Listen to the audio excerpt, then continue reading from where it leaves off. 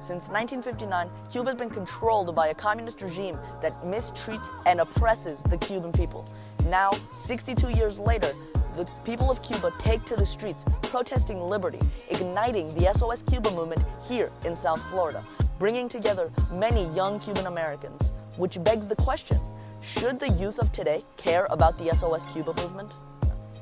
Honestly, there should only be one right answer here. Of course teens should care about raising awareness of this injustice to the Cuban people.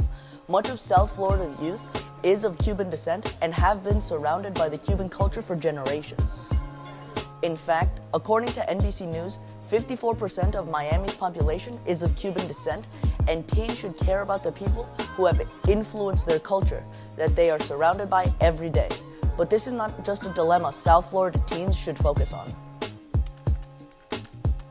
Protests have erupted from all over the world, from Las Vegas, Nevada to Madrid, Spain. So this is not just an issue for the people of Cuban descent, but for all people.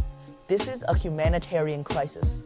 According to the International Monetary Fund, imports to Cuba have decreased by 34% in the first 8 months of 2020, limiting the amount of food and necessities for the Cuban people.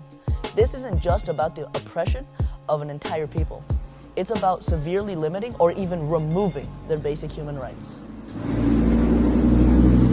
And even though I'm personally not of Cuban descent, I believe in basic human rights, and the rest of today's youth should too. For CCNN Live, I'm Carlos Otangulo, reporting.